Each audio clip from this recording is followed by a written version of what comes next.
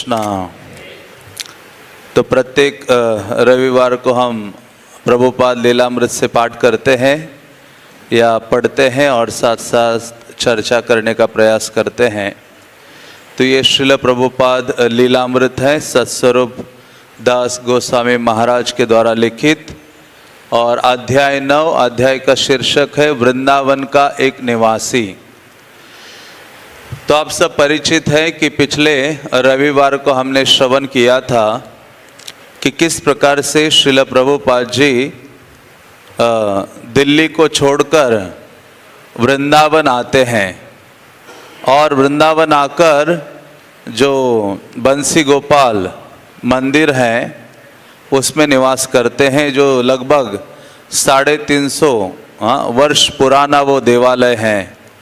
तो श्रील प्रभुपाद वहाँ निवास करने लगते हैं वृंदावन में, और ये भी सुना वृंदावन की महिमा का भी वर्णन पिछले रविवार को चर्चा हुई थी। और इस साथ ही साथ किस प्रकार से ये जो वृंदावन है मूलतः षड्गोस्वामियों की देन है, जो श्री चैतन्य महाप्रभु के अनुयायी थे। क्योंकि चैतन्य महाप्रभु साक्षात कृष्ण है, और चैतन्य महाप्रभु जब अवतरित हुए थे पश्चिम बंगाल में, तो उनको एक ये भी चिंता थी प्रचार के साथ साथ कि मेरा जो निजी धाम है ब्रज वृंदावन, उसको फिर से पुनर्जीवित करना है या फिर से उजागर करना है सबके लिए। तो इस कारण से स्वयं श्री चैतन्य महाप्रभु एक बार वृंदावन आते हैं, और अपने पश्चात चैतन्य महाप्रभु कई सारे भक्तों को भेजते हैं। उनमें से जो षड गोस्वामी हैं वो मूल हैं। तो जो भी वृंदावन हम देखते हैं ये वृंदावन के उन षड गोस्वामियों की देन है, जो गौड़िया वैष्णव थे। श्रील प्रभुपाद जी एक जगह लिखते हैं कि वृंदावन 90% गौड़िया वैष्णवों का है। अधिक से अधिक जो मंदिर है, सेवा पूजा है, गौड़िया वैष्णवगण करते हैं और उन्हीं की ये देन है। इसलिए ब्रज के सभी स्थानों में गौड़िया वैष्णव ज़्यादातर दृष्टिगोचर होते हैं। तो ऐसा जो वृंदावन है जिसमें श्रील प्रभुपाद जी निवास करते हैं और बंसी गोपाल मंदिर में रहते हैं। और पिछले रविवार को हमने ये भी सुना कि श्रील प्रभुपाद जी मध्य रात्रि में जग जाते थे और जग कर अपना जो लेखन का कार्य है वो किया करते थे निष्ठा के साथ, क्योंकि उनके आध्यात्मिक गुरु का उनको ये आदेश था कि आप ग्रंथों का प्रकाशन करो, ग्रंथों का मुद्रण आदि करो, उनका वितरण करो। तो इस प्रकार से श्रील प्रभुपाद की एक विशेषता रही है। प्रभुपाद जी इस्कॉन आंदोलन स्थापित करने के पश्चात या उसके पूर्व जहाँ कहीं भी उन्होंने भ्रमण किया, प्रत्येक रात्रि में मध्य रात्रि में उठकर वो ग्रंथों का लेखन करते थे। ये उनकी दिनचर्या का एक ये प्रमुख अंग था मध्य रात्रि में। क्यों? क्योंकि मध्य रात्रि में बिल्कुल सब प्रकार की शांति होती है, और श्रील प्रभुपाद जी सारे आचार्यों के टीकाओं को या उनके सिद्धांत को या उनके विचारों को अपने लेखनी के माध्यम से प्रस्तुत किया करते थे। तो आगे लिखते हैं, नित्य की दिनचर्या के अनुसार अभय ने लिखना बंद कर दिया। कब बंद कर दिया? वो कहते हैं कि अभी सूर्य उदित ही होने वाला है, मानो ब्रह्म मुहूर्त हो रहा है। तो उस समय प्रभुपाद जी अपना लिखना बंद करते थे। वे अपने कमरे में ही बैठकर मंद गंभीर स्वर में हरे कृष्ण महामंत्र जपने लगे। तो ऐसा नहीं है। प्रभुपाद को एक बार पूछा एक व्यक्ति ने कि स्वामी जी, आपको तो जब भी हम देखते हैं कभी जप करते हुए नहीं देखते हैं। आप हमेशा मैनेज करते हैं, प्रवचन देते हैं, भ्रमण करते हैं, आप हरि नाम का उच्चारण कब करते हैं? प्रभुपाद ने कहा, देखो मेरा जो हृदय है या मेरा जो हृदय है वो सदैव हरि नाम का उच्चारण करता है। आपको कुछ शंका है तो मेरे पीठ में क्या करो, कान लगाओ। तो एक भक्त कान लगाता, एक व्यक्ति, और देखता है कि उसको सुनाई दे रहा था। क्या सुनाई दे रहा था? हरे कृष्णा कृष्णा कृष्णा हरे हरे, हरे राम राम राम हरे हरे। ऐसे ही प्रभुपाद के एक अन्य गुरु भाई थे, हाँ, कृष्णदास बाबा जी, शायद भक्ति सिद्धांत महाराज के शिष्य थे और प्रभुपाद के बहुत निकटतम मित्र थे। मतलब प्रभुपाद अमेरिका जाने के पूर्व भी उनका अच्छा संबंध था और प्रभुपाद जी वापस आए तो प्रभुपाद के संग में काफी समय राधा दामोदर मंदिर में वो बिताया करते थे। तो कालांतर में प्रभुपाद के जो शिष्य थे उन्होंने ही उनकी सेवा आदि की। तो जब एक बार वो बीमार हो गए थे तो वृंदावन में डॉक्टर्स को बुलाया, हाँ, उनको चेक करने के लिए। तो जो डॉक्टर है अपना जो स्टेथोस्कोप है वो उनके यहाँ लगा रहा था, हाँ, छाती में आदि लगा रहा था और कान में, हाँ, वो वायर होती है, तो उसको हरे कृष्ण महामंत्र सुनाई दे रहा था। तो उसको लगा वृंदावन में तो इतने सारे साउंड सिस्टम बजते रहते हैं, नाम उच्चारण कीर्तन आदि होता ही रहता है, शायद वो हो रहा होगा। हाँ, उसने कहा फिर आपने दूसरे एक मित्र को दे दिया कि तुम जरा देखो। तो उसने भी जब लगाया तो उसको भी हरि नाम की ध्वनि सुनाई दे रही थी। तो कहने का तात्पर्य है, हाँ, भगवान के ऐसे जो शुद्ध भक्तगण हैं, हाँ, वो सदैव कृष्ण नाम का उच्चारण करते हैं। इसलिए तो हरिदास ठाकुर को कहा, हाँ, हरिदास ठाकुर भोजन नहीं कर रहे थे कि आज मेरा जो नाम का व्रत है वो पूरा नहीं हो रहा है। हरिदास ठाकुर 192 माला जप किया करते थे और उसमें लगभग 22 घंटे लगते हैं। 3 लाख नाम का जप करते थे और वृद्ध हो चुके थे हरिदास ठाकुर। शरीर भी उनका ठीक नहीं था, लेकिन नाम व्रत को उन्होंने पकड़ के रखा था। और चैतन्य महाप्रभु उनके पास गए, उन्होंने कहा, हरिदास ठाकुर तुम ठीक हो? वो कहते कि हे प्रभु, हाँ, मेरा शरीर ठीक है लेकिन मेरा मन ठीक नहीं है, हाँ, मैं नाम नहीं ले पा रहा हूं। चैतन्य महाप्रभु कहते आप तो सिद्ध भक्त हो, आप जैसे सिद्ध भक्त को माला लेकर जप करने की आवश्यकता नहीं है। आपकी जिह्वा सदैव, आपकी जिह्वा पर कृष्ण का नाम स्वयं नाचता है।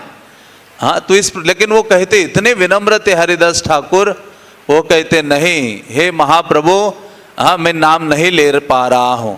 ये विनम्रता होती है हमारे आचार्यों की। तो ऐसे हरिदास ठाकुर, हाँ, को उनको कोई आवश्यकता नहीं है नित्य नाम लेने की या संख्या पूर्वक नाम लेने की। वो कहते मेरी बीमारी है कि संख्या पूर्वक नाम नहीं ले पा रहा हूं। तो इस प्रकार से चैतन्य महाप्रभु कहते हैं तुम तो सिद्ध पुरुष हो, हाँ, तुम्हें संख्या पूर्वक नाम लेने की आवश्यकता नहीं है। तुम्हारी जो जिह्वा है सदैव कृष्ण नाम उच्चारण करती है। तो उसी प्रकार से श्रील प्रभुपाद या अन्य जो महान शुद्ध भक्त हैं उनकी जिह्वा पर सदैव कृष्ण नाम के मूर्तिमान रूप में नृत्य करते रहते हैं।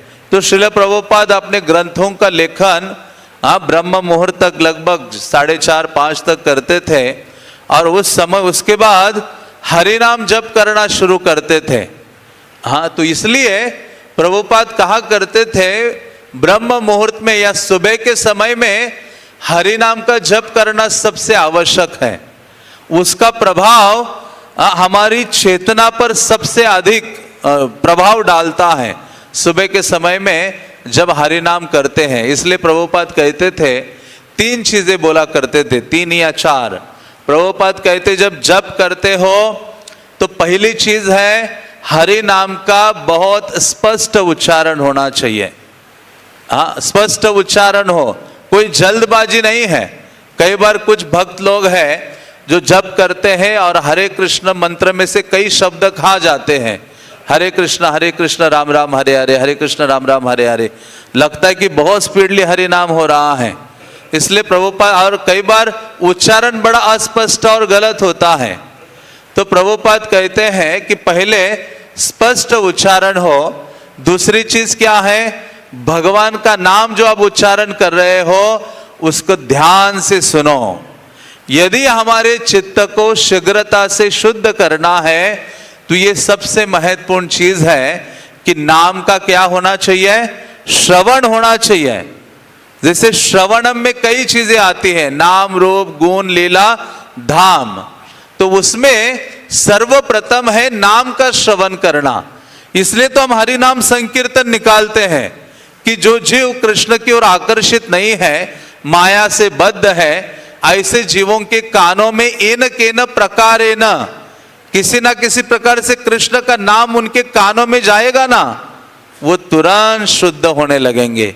इसलिए चैतन्य महाप्रभु ने विधि दी है, नाम संकीर्तन निकालो, भक्तों के संग में बाहर जाओ और करताल मृदंग के साथ जोर जोर से नाम संकीर्तन करो। हाँ, हरिदास ठाकुर कहते हैं कि हे प्रभु, ऐसा नाम संकीर्तन होगा तो जो जीव वृक्ष आदि जो है नाम नहीं ले पाते हैं वो भी शुद्ध हो जाते हैं, और ऐसे जो मनुष्य है अज्ञान के अंधकार में बंधे हैं वो लोग भी नाम का श्रवण करके शुद्ध होने लगते हैं और कृष्ण की ओर आकर्षित हो जाते हैं। तो प्रभुपाद ये दूसरी चीज कहते थे कि हरि नाम का श्रवण होना चाहिए। और तीसरी चीज प्रभुपाद जप के संबंध में कहा करते थे, तुलसी के निकट बैठकर नाम जप करना चाहिए।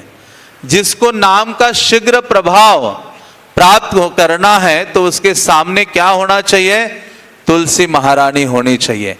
क्योंकि तुलसी के सामने जब हम हरि नाम का उच्चारण करते हैं तो हजारों गुना वो प्रभाव डालता है और बहुत शीघ्रता से हम शुद्ध नाम ले पाते हैं। इसलिए आपने सुना होगा हरिदास ठाकुर का जो लीला प्रसंग है उसमें वो वेश्या हरिदास ठाकुर के पास आती है, लेकिन हरिदास ठाकुर किसके पास बैठकर जप कर रहे थे, तुलसी के निकट। हाँ, तुलसी के निकट बैठकर नाम ले रहे थे। तुलसी के निकट नाम लेने से एक तो शुद्ध नाम शीघ्रता से आ जाता है हमारे जीवन में, और दूसरा है नाम की जो शक्ति है हम अनुभव करते हैं, और जो माया का आकर्षण है, भौतिक जो प्रलोभन है, उससे हम परास्त नहीं होते या आकर्षित नहीं होते हैं। हाँ, हरिदास ठाकुर ने कहा अच्छा तुम आई हो, वो कहती है कि बस मेरी इच्छाओं की पूर्ति कीजिए, आप तो वांछा कल्पतरु हैं। हाँ, तो उन्होंने कहा ठीक है। हरिदास ठाकुर कहते कि मेरे नाम का ये जो व्रत है वो पूरा होने दो, तब तक आप बैठो। तो तुलसी के प्रभाव से और नाम आदि के प्रभाव से वो वेश्या भी शुद्ध हो जाती है। और हरिदास ठाकुर उनको कहते हैं कि आप क्या करो, तुलसी के निकट बैठकर नाम लो। वो वेश्या हरि नाम लेती है, तुलसी के निकट बैठकर बहुत अधिक शुद्ध हो जाती है कि बंगाल के महान से महान व्यक्तित्व या साधुगण उनको उनके दर्शन में आते हैं, इतनी महान बन जाती हैं। तो प्रभुपाद ये तीसरी चीज कहा करते थे कि हरि नाम हमें तुलसी के निकट करना चाहिए, क्योंकि तुलसी के निकट, तुलसी साक्षात ब्रज भक्त हैं, ब्रजवासी हैं और कृष्ण को देने वाली है। इसलिए तुलसी साधारण नहीं है।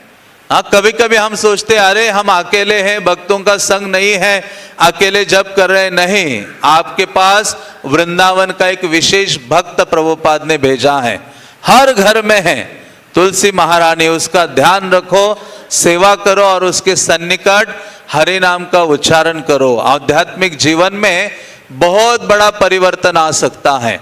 और चौथी चीज प्रभुपाद कहा करते थे कि जब हम हरि नाम लेते हैं तो नाम हमें एक जगह बैठकर लेने का प्रयास करना चाहिए। एक जगह बैठने का अर्थ है कि कोई एक स्थान हम हमारा फिक्स करें कि उसी कोने में बैठे रोज। ये नहीं कि आज टेरेस में बैठ रहे हैं, कल किसी कमरे में है, परसों सड़क पर है, चौथे दिन में वन में गए हैं। हाँ, घर में है तो ये घर का, जैसे हमारे आचार्यों के आप भजन स्थली देखते हो ब्रज में कि हाँ यहाँ रूप गोस्वामी ने भजन किया है, यहाँ सनातन गोस्वामी ने भजन किया है। तो उसी प्रकार से कोई एक स्थान निर्धारित करे, अपना छोटा सा आसन डाले, उसमें बैठे, कमर दर्द कर रही है तो कुर्सी पे बैठे, हाँ, या चलना है तो उसी स्थान में चले। उससे क्या होता है, चंचलता कम होती है, मन की चंचलता कम होती है, और नाम में हमारा मन लगता है और श्रवण में मन लगता है। तो इसलिए श्रील प्रभुपाद ये 4 चीजें कहा करते थे। और ये प्रयास नहीं करना चाहिए जब हरि नाम लेते हैं, ये प्रयास नहीं होना चाहिए कि मालाओं को खत्म करना है, हाँ, बस फिनिश करना है, अपनी 16 मालाओं को क्या करना है, खत्म करना है, ऐसा नहीं है। हाँ, नाम की ये सेवा है, सेवा की भावना से हमें हरि नाम करना है। और हरिदास ठाकुर और आदि आचार्यों से पंच तत्व से कृपा की याचना करनी है। और जब हरि नाम होता है, कृष्ण को उस नाम अर्पित करने हैं, कृष्णा मैं तो अपराधी हूं, आप इस हरि नाम सेवा को क्या कीजिए, स्वीकार कीजिए। तो आज यह वर्णन आया है, श्रील प्रभुपाद जी राधा रमन मंदिर में गए हैं। अधिकतर प्रभुपाद जी राधा रमन मंदिर जाते थे और राधा दामोदर मंदिर जाया करते थे जब वो बंसी गोपाल मंदिर में निवास करते थे। तो यहाँ कहते हैं कि चैतन्य महाप्रभु के एक प्रमुख अनुयायी थे जिनका नाम क्या था, गोपाल भट्ट गोस्वामी। ऐसे गोपाल भट्ट गोस्वामी ने राधा रमन की स्थापना की थी, स्थापना नहीं की थी, बल्कि राधा रमन उनके लिए प्रकट हो गए थे दामोदर शिला से। क्योंकि चैतन्य महाप्रभु जब गोपाल भट्ट गोस्वामी को श्रीरंगम में मिले दक्षिण भारत की यात्रा में, तो ये जो गोपाल भट्ट गोस्वामी ब्राह्मण परिवार से थे और छोटी आयु थे। चैतन्य महाप्रभु का संग लाभ उन्हें प्राप्त हुआ, 4 महीने का उनकी सेवा की, और चैतन्य महाप्रभु ने उस बालक को आदेश दिया विवाह मत करना, और आप जब तक आपके माता पिता हैं उनकी सेवा करना, और उसके पश्चात वृंदावन चले जाना, वृंदावन चले जाना। तो ये जब आदेश था तो गोपाल भट्ट गोस्वामी यहाँ आ गए वृंदावन। यहाँ आकर उन्हें 2 भक्त मिले जिनके संरक्षण में वो रहे, एक थे रूप गोस्वामी और दूसरे थे सनातन गोस्वामी। तो ऐसे गोपाल भट्ट गोस्वामी केशी घाट के निकट ही, हाँ, यमुना तट पर एक वृक्ष था, उस वृक्ष के नीचे रहा करते थे। और उनको चैतन्य महाप्रभु ने आदेश दिया था शालिग्राम की सेवा करो। तो शालिग्राम शिलाओं को प्राप्त करने के लिए वो नेपाल पहुंच गए, और गंडकी नदी में जब स्नान करने लगे और अपना ऐसे हाथ डाला या कमंडलू डाला, तो वो शालिग्राम शिलाएं जंप लगाकर उनके कमंडलू या हाथों में आ जाती थी। बल्कि ऐसा कहा जाता है शालिग्राम शिलाएं तुलसी की ओर बहुत आकर्षित होती हैं। गंडकी में ऐसे तुलसी दिखाओ तो नदी से वो ऐसे बाहर आती है, जैसे मछलियां होती है ना, जंप लगा के बाहर आती है। शालिग्राम शिलाएं तुलसी से आकर्षित होती हैं, क्योंकि साक्षात वो विष्णु है शालिग्राम शिलाएं, हाँ, जो तुलसी से सबसे अधिक प्रसन्न होती हैं। तो ऐसे गोपाल भट्ट गोस्वामी को 11 शालिग्राम प्राप्त हुए।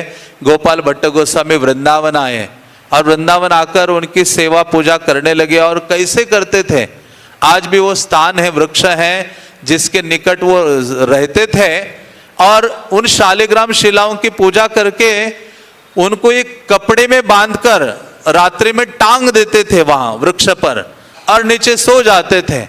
और सुबह उठते थे, यमुना बिल्कुल निकट थी वहां उन दिनों, स्नान करके आकर उन पोटली में अपना हाथ डालते थे शिला निकालने के लिए, और एक एक शिला को निकालकर उनकी आराधना करते थे। और आप सब परिचित हैं, नरसिम्हा चतुर्दशी आने के पूर्व एक धनाढ्य व्यक्ति ब्रज में आता है, हाँ, कुछ सेवा करने के लिए, हाँ, कुछ स्थानों में वो धन और कपड़े आदि देता है विग्रह की सेवा के लिए। तो इनके हृदय में ये इच्छा आई कि अरे भगवान, तो आज नरसिम्हा चतुर्दशी है, भगवान खंबे से बाहर आए थे प्रहलाद के लिए, मेरी शालिग्राम शिला है, क्या उसमें से बाहर आ सकते हैं? ऐसी भी इच्छा हो गई। यदि वो होंगे कृष्ण के रूप में, त्रिभंग ललित रूप में प्रकट हो जाएंगे, तो मैं उनको बांसुरी धारण कराऊंगा, उनको वस्त्र धारण कराऊंगा, उनका श्रृंगार करूंगा, हाँ उनकी सेवा पूजा करूंगा। ऐसे सोचते हुए प्रहलाद की लीला सोचते सोचते वो सो गए। और जैसे सुबह उठे सेवा करने के लिए नरसिम्हा चतुर्दशी के दूसरे दिन, तो क्या देखा उन्होंने, फिर से सेवा के लिए पोटली में हाथ डाला तो अभी जो बिल्कुल फ्लैट जो शिला थी, दामोदर शिला, हाथ डाला तो अरे ये तो शिला नहीं है।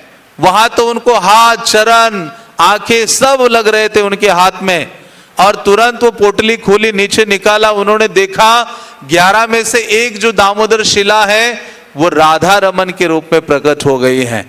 तुरंत वो दौड़ पड़ते हैं और तुरंत वो रूप गोस्वामी, सनातन गोस्वामी यहाँ थे दामोदर मंदिर के पास, उनको बुलाते हैं और आश्चर्य व्यक्त करते हैं सारे गोस्वामी। रूप गोस्वामी नाम देते हैं राधा रमन और तब से उनकी आराधना शुरू होती है। रूप गोस्वामी बहुत भव्य अभिषेक करते हैं और उसके पश्चात उनकी सेवा होती है। तो ऐसे कहा जाता है कि जो ये राधा रमन है ये विशेष विग्रह थे। श्रील प्रभुपाद इस्कॉन आंदोलन की स्थापना करने के पश्चात ये कहा करते थे कि राधा रमन मंदिर का जो सेवा पूजा का जो स्टैंडर्ड है, पूजा करने का जो क्या कहेंगे स्टैंडर्ड को, स्तर है, बहुत ऊंचा स्तर है पूजा का। प्रभुपाद कहते थे हमारे भक्तों को उस ऊंचा स्तर जो विग्रह सेवा का है वहां से सीखना चाहिए। कई पत्रों में और कई जो प्रभुपाद के वार्तालाप हैं उसमें श्रील प्रभुपाद जी ने कहा था। तो ऐसे राधा रमन ये गोपाल भट्ट गोस्वामी के लिए प्रकट हुए और गोपाल भट्ट गोस्वामी की परंपरा में आज भी राधा रमन की सेवा वैष्णवगण करते हैं। वृंदावन के निवासी इस मंदिर में दर्शन के लिए अपने संकल्प अनुसार नित्य जाते आते रहते थे। वे कड़े नियम का पालन करते थे जिससे विभिन्न मंदिरों के दर्शन के समय में 1 मिनट का भी विलंब नहीं होता था। तो प्रभुपाद मतलब उस समय ऐसा था, कई ऐसे वृंदावन के निवासी थे जिन्होंने व्रत लिया था कि नित्य रूप से इस मंदिर में दर्शन के लिए जाऊंगा। जो हमारे सप्त देवालय हैं, राधा मदन मोहन है, गोविंद देव है, गोपीनाथ है, राधा दामोदर है, गोकुलानंद है, राधा रमन है, हाँ ये जो प्रमुख सप्त देवालय, और राधा श्याम सुंदर और राधा दामोदर, ये 7 जो देवालय है गौड़िया वैष्णवों के लिए अति प्रिय है। तो यहाँ कहते हैं कई ऐसे वैष्णव थे उन दिनों, उन्होंने संकल्प लिया था प्रतिदिन इस समय में इस मंदिर में पहुंचूंगा। हाँ अब वह मंदिर में प्रविष्ट हुए और उपासकों के समूह के मध्य खड़े होकर वे राधा रमन कृष्ण के विग्रह का अवलोकन करने लगे। श्री विग्रह ताजे फूलों की माला पहने थे, चमकते हुए रत्न और रेशम के परिधान में सजे भगवान कृष्ण के मुग्धकारी श्याम रंग के विग्रह बहुत वैभवशाली लग रहे थे। तो उस दिन बहुत सुंदरतम दर्शन थे राधा रमन के जो उन्होंने देखे थे श्रील प्रभुपाद जी ने। अब जानते थे कि राधा रमन मंदिर के पुजारी संस्कृत के सम्मानित विद्वान थे और कुछ उनमें से कुछ अंग्रेजी भी जानते थे, इसलिए अभय अपने साथ बैक टू गॉडेड की कुछ प्रतियां ले गए थे। ऐसे कहा जाता है श्रील प्रभुपाद जी भागवत की चर्चा करने के लिए वहां राधा रमन के जो पुजारी या सेवायत है उनके पास जाते थे और प्रभुपाद जी के अच्छे मित्र थे वो। प्रभुपाद जाकर उनसे उनके साथ श्रीमद् भागवतम की जो अलग अलग आचार्यों की टीकाएं हैं उस पर चर्चा किया करते थे।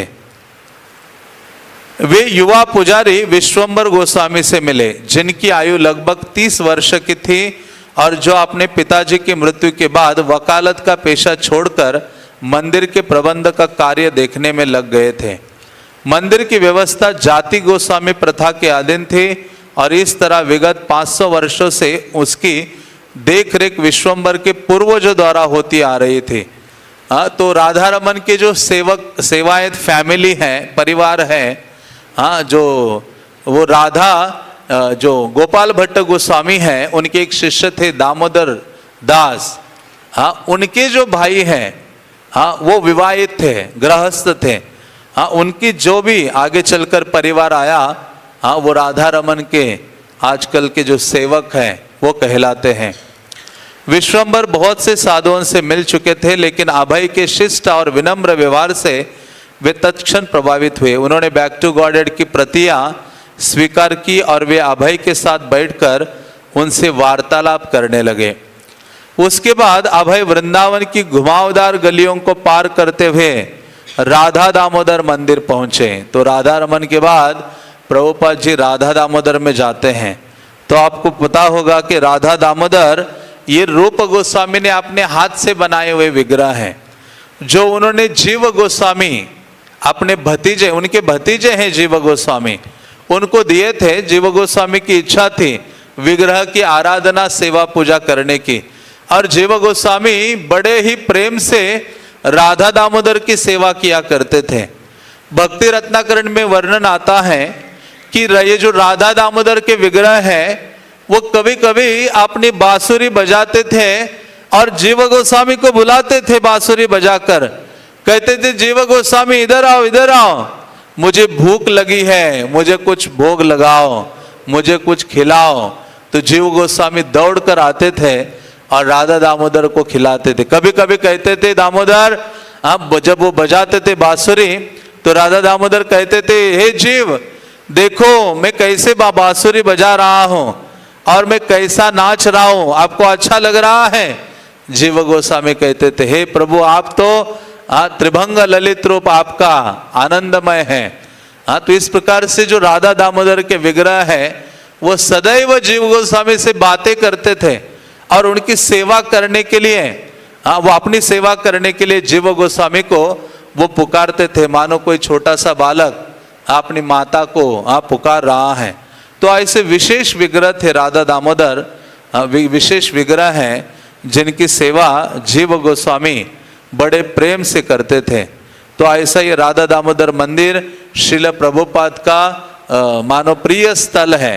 और श्रील प्रभुपाद, हम पढ़ेंगे आगे कि बंसी गोपाल मंदिर को छोड़कर श्रील प्रभुपाद निवास करने लगते हैं राधा दामोदर मंदिर में। और पूरा जो ये जो ब्रज मंडल है, भौम वृंदावन है, उसका जो केंद्र बिंदु है प्रभुपाद कहा करते थे वो है राधा दामोदर मंदिर। प्रभुपाद कहते वो एरिया सेवा कुंज का एरिया है, जहां कृष्ण स्वयं राधा रानी की सेवा करते हैं, सेवा का स्थली है। इसलिए वो इस भौम वृंदावन का आध्यात्मिक जगत का वो केंद्र बिंदु है, केंद्र स्थान है। मार्ग में उन्हें वृद्ध बाबा लोग मिले और जल ले जाती हुई स्त्रियां मिली और एक खुली ढ्योढ़ी के निकट एक दुकान मिली जहां लोग एक शिवलिंग की आराधना कर रहे थे। एक पक्की दीवार के ऊपर बैठे वानर इस छत से उस छत पर, इस शिलाफलक से उस शिलाफलक पर कूद रहे थे और गली में नीचे जाते हुए अभय की ओर देखकर चहकते हुए कटकटाते हुए भाव भंगिमा बना रहे थे। बंदरों का वर्णन हो रहा है, वो अपने दांत ऐसे बजा रहे थे प्रभुपाद जी को देखकर, यहां वहां से कूद रहे थे। सवेरा होने के साथ खुले फाटक के अंदर खेलते हुए नंगे पैर वाले बच्चे अधिक अधिक संख्या में दिखाई देने लगे। अभय माला की थैली में दाहिना हाथ डाले हुए और जप करते हुए चले जा रहे थे। उनके ओठ मंद गति से हिल रहे थे। वृंदावन में शायद ही कोई जानता हो कि वे कौन हैं, लेकिन एक वयोवृद्ध सुसंस्कृत बंगाली सज्जन के रूप में वे कोई असामान्य दृश्य नहीं प्रस्तुत कर रहे थे। वे एक धर्मनिष्ठ बाबू थे, ऐसे नगर में जो पूर्ण रूपेण धर्म को समर्पित था। तो श्रील प्रभुपाद बहुत सरल जीवन बिताए करते थे और किसी को पता नहीं था कि ये व्यक्तित्व कौन है। साधारण दृष्टि से ही मानो उनको देख रहे थे, लेकिन श्रील प्रभुपाद पूर्ण रूपेण कृष्ण के लिए समर्पित थे।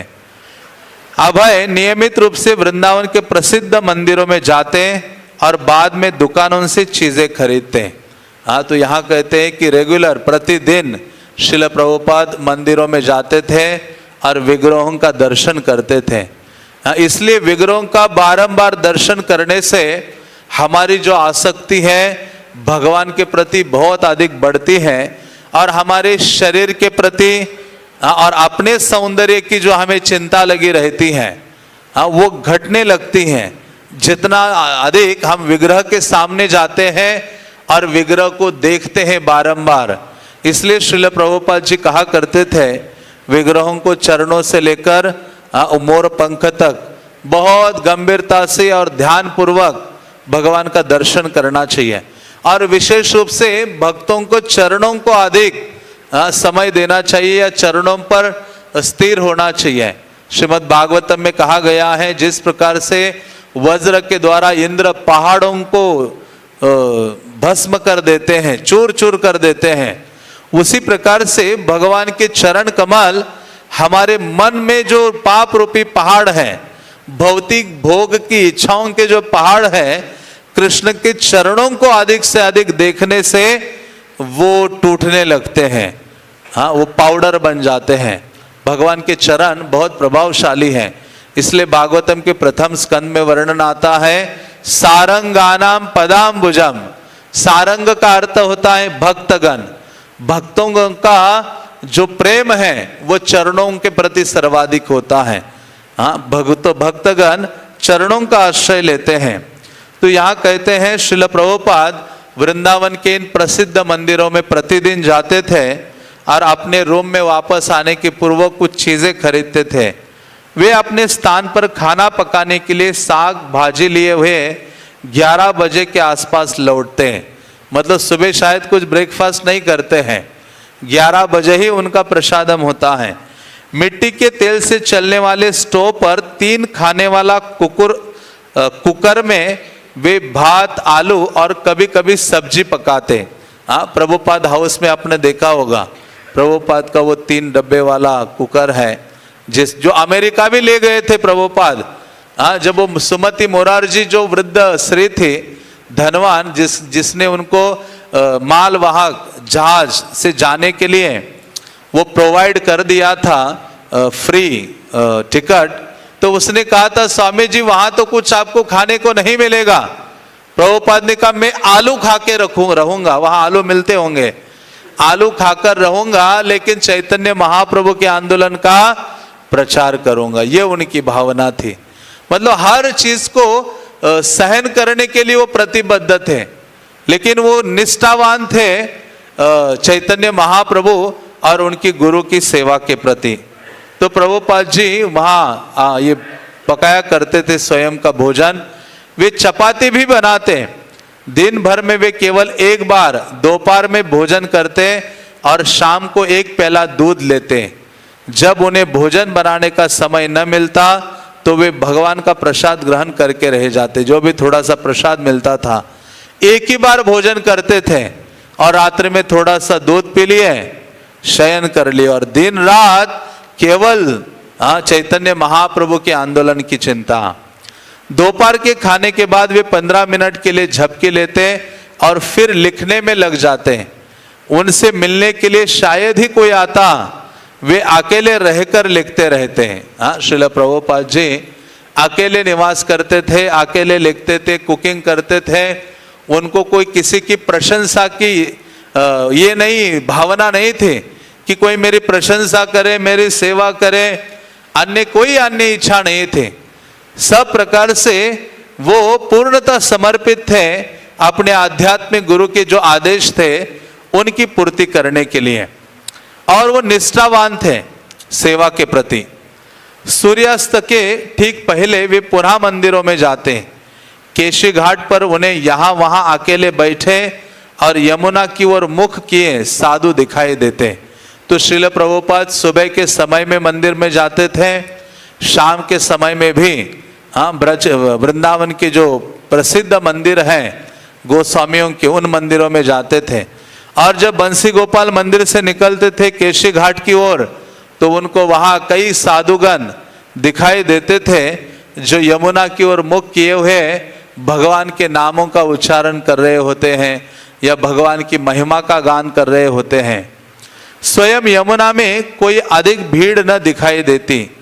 1-2 नावें कभी कभी उसके शांत जल पर धीरे धीरे तैरती होती। कभी कभी कोई मछली जल के ऊपर छलांग लगा जाती या कोई पक्षी नीचे आग गड़ाए जल के ऊपर से निकल जाता। केशी घाट शांत और सुंदर लगता, विशेषकर सूर्य के शिथिल पड़ जाने के बाद। तो ये केशी घाट मानो एक प्रमुख सिंबल है वृंदावन का। और केशी घाट वो स्थान है जहां भगवान कृष्ण ने केशी असुर जो घोड़े के रूप में आया था उसको दंडित किया था या उसका वध किया था। श्रील प्रभुपाद एक बार प्रवचन दे रहे थे और उसमें प्रभुपाद रूप गोस्वामी का श्लोक कोट करते हैं, स्मेराम भंगिन त्रयी परिचिताम साची विस्तीर्ण दृष्टि। तो उस 4 लाइन का वो श्लोक है जिसमें श्रील प्रभुपाद उस पे प्रवचन देते हुए विदेश में कह रहे थे कि रूप गोस्वामी कह रहे हैं कि यदि आपको अपने संबंधियों से, परिजनों से, मित्रगणों आदि से बहुत अधिक लगाव है तो आपको वृंदावन नहीं जाना चाहिए। और यदि वृंदावन गए गलती से तो आपको कहाँ नहीं जाना चाहिए? केशी घाट नहीं जाना चाहिए। और गलती से केशी घाट भी पहुंच गए तो वहां जो खड़े हैं त्रिभंग ललित रूप गोविंद देव, उनको नहीं देखना चाहिए। यदि आपने उनको एक बार देख लिया तो आपका जो ये आसक्ति है, लगाव है अपने संबंधियों के प्रति, पारिवारिक जनों के प्रति, मित्र आदियों के प्रति, वो विनष्ट हो जाएगा। तो इस प्रकार से प्रभुपाद कहा करते थे। और प्रभुपाद ने वो प्रवचन खत्म किया। प्रभुपाद ने कहा किसकी हैंडराइटिंग सबसे अच्छी है? तो वहां प्रभुपाद जी की जो शिष्य हैं यमुना माता जी ने अपना हाथ ऊपर किया, कहा प्रभुपाद जी मेरा हैंडराइटिंग बहुत अच्छा है।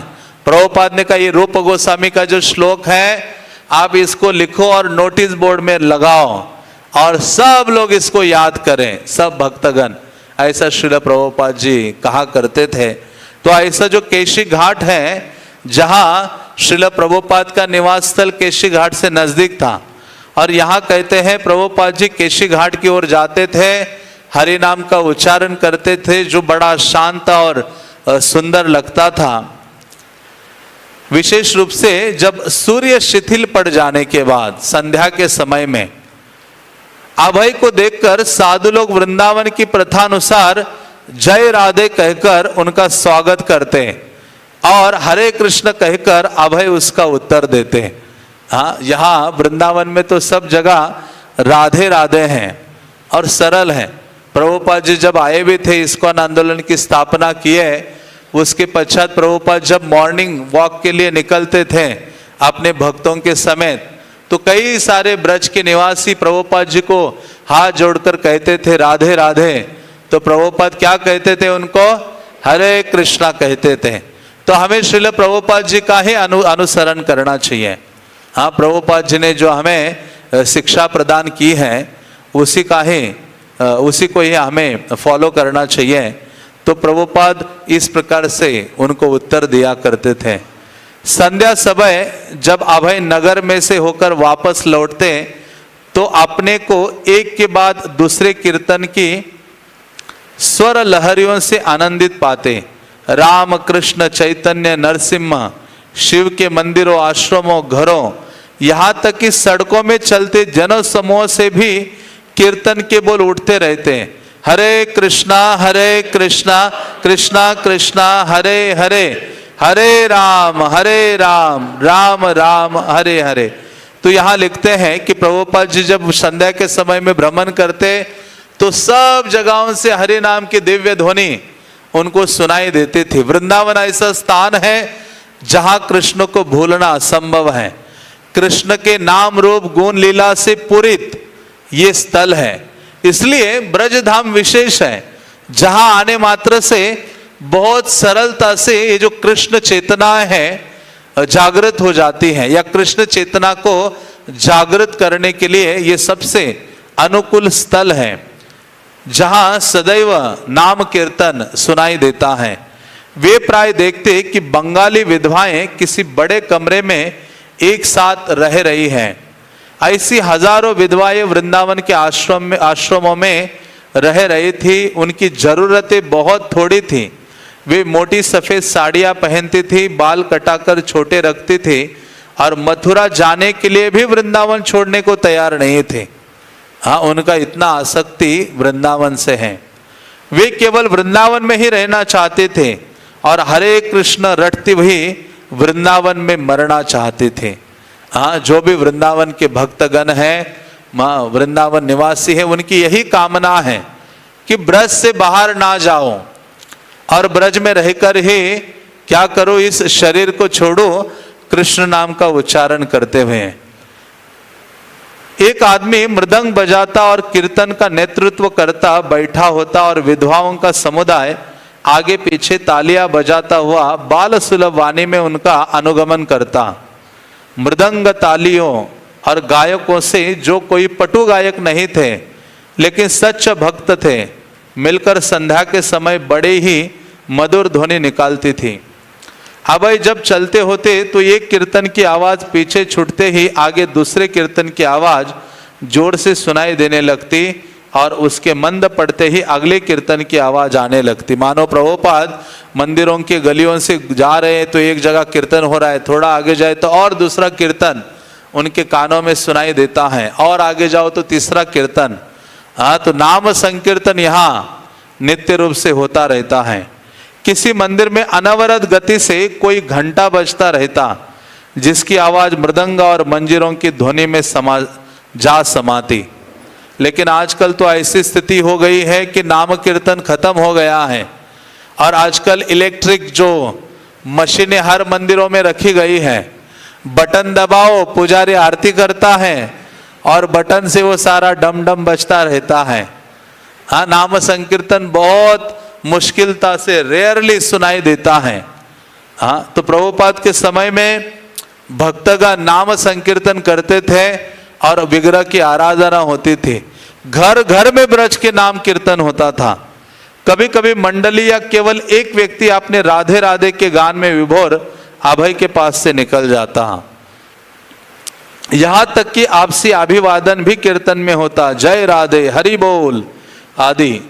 लोगों का एक दूसरे के पास से होकर निकल जाना, बैलगाड़ियों से चरमराना, लोगों को आपस में परिहास करना या बाजार में दिन का अंतिम सौदा करना, आवारा गायों का घर लौटना, उनके गले में बंदी घंटियों का घनघनाना, हर चीज कृष्ण के संदर्भ में होती प्रतीत होती थी। और जब अभय एकांत बंशी गोपाल मंदिर लौटते तो वहां भी कीर्तनों की ध्वनियां उन्हें सुनाई देती। हाँ, ये कीर्तन सार्वजनिक न होकर अधिक निजी होते थे। जैसे किसी कमरे में केवल पति पत्नी कीर्तन में लीन हो, पति मृदंग बजाकर भजन की एक पंक्ति गाता और पत्नी उसका अनुसरण करती हुई उसे दोहराती। वृंदावन कोई सामान्य नगर नहीं था, वह हर गाने वाले का संगीत मधुर था और हर एक अपने ढंग का दक्ष संगीतज्ञ था और हर एक कृष्ण के गुण गाता था। कृष्ण हर अवसर पर और हर घटना में उपस्थित होते हैं। तो इस प्रकार से यहाँ वर्णन करते हैं कि सदैव हर कोने कोने में, हर घर घर में, हर व्यक्ति के मुख में हाँ भगवत नाम सुनाई देता है। वृंदावन में श्रील प्रभुपाद जी का यहाँ एक पैराग्राफ दिया है। श्रील प्रभुपाद जी बोलते हैं, कृष्ण की महिमा को कोई समझ नहीं सकता, यही हाल वृंदावन का था। जिस भूमि को वृंदावन कहते हैं उसकी क्षमता भी असीम है। जब आप वृंदावन जाए तो आप वहाँ अब भी आध्यात्मिक वातावरण की असीम शक्ति पाएंगे। यदि आप वृंदावन जाए तो आप देखेंगे कि वहाँ अब भी कितने ही संत और महात्मा वृंदावन धाम की उपासना में लगे हैं। जैसे भगवान कृष्ण उपास्य है, उसी तरह उनका धाम वृंदावन भी उपासना के योग्य है। श्रील प्रभुपाद जी कहते हैं। तो यहाँ श्रील प्रभुपाद जी यही कहते हैं, आराध्य भगवान ब्रजेश तनया तद्धाम वृंदावनम। चैतन्य महाप्रभु ने शिक्षा दी है। जिस प्रकार से नंद महाराज के तनय पुत्र हमारे आराध्य भगवान हैं, उसी प्रकार से ये वृंदावन धाम भी हमारे लिए आराधनीय है। यही श्रील प्रभुपाद यहाँ ये शिक्षा प्रदान करते हैं। हरे कृष्णा कृष्णा कृष्णा हरे हरे, हरे राम राम राम हरे हरे। श्रील प्रभुपाद लीलामृत के, श्रील प्रभुपाद की निताय गौर प्रेमानंदे।